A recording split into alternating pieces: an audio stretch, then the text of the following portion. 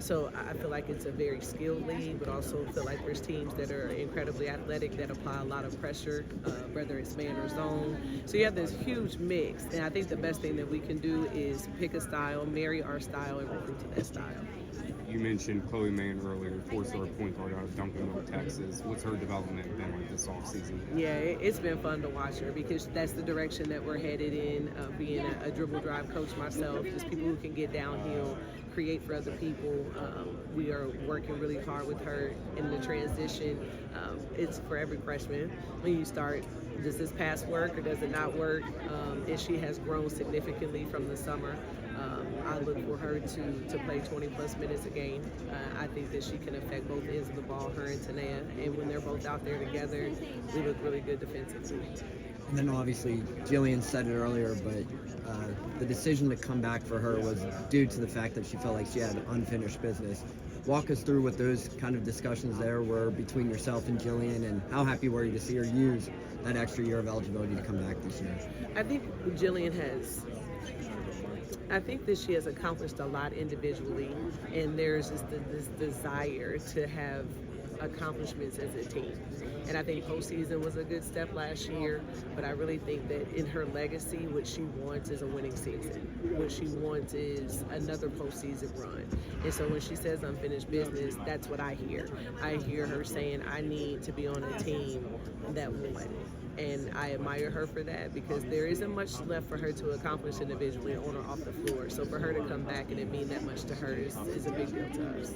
Sorry if this is a repeat question, but when you attacked the portal, you brought in 3 players. What was the main thing that you guys knew that you had to kind of replenish or improve on? Yeah, it's always going to be taking care of the ball for us.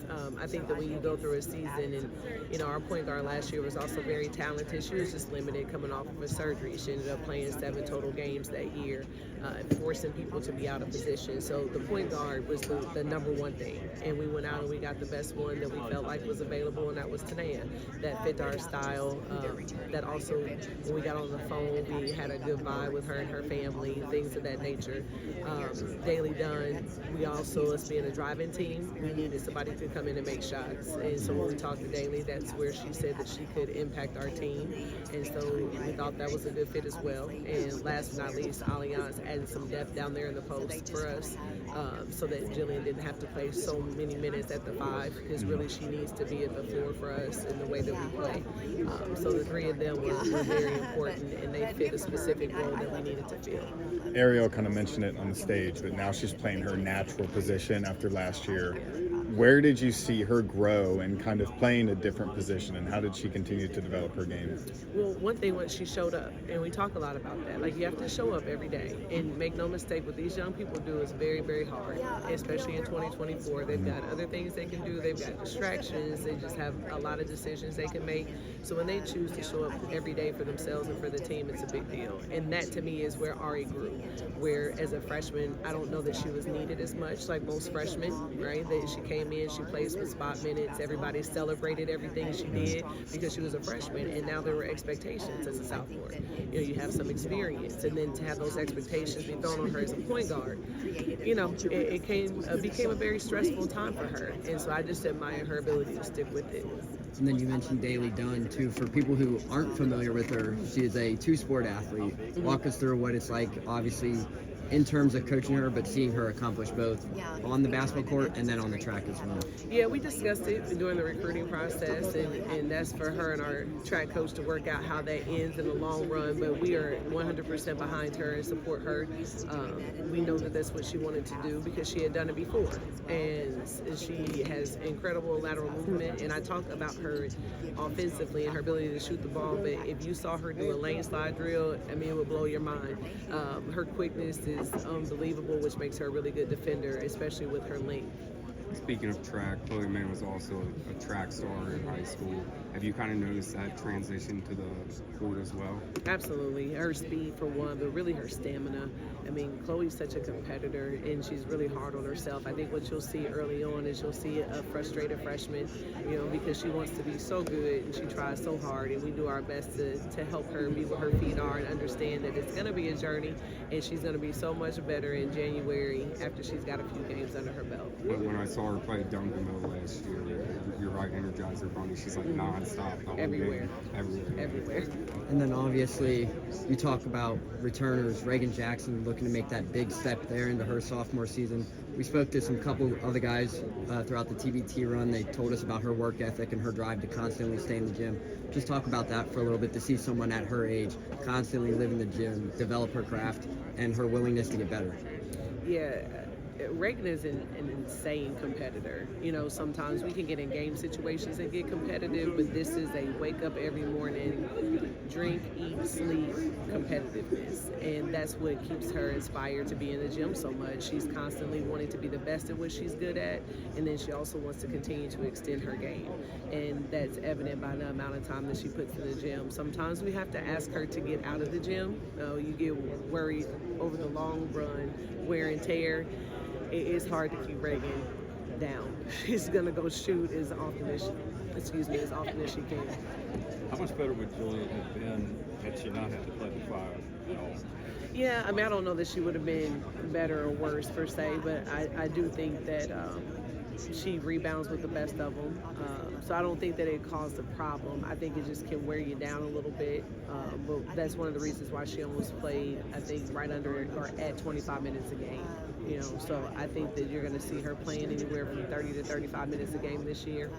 Some of that is because we're going to do things a little differently, and the other part is because we have Allianz. Do you get some cool pictures back there like the girls? I do get cool pictures, but only when requested. I don't need any pictures. The fun part for me is watching them have a good time.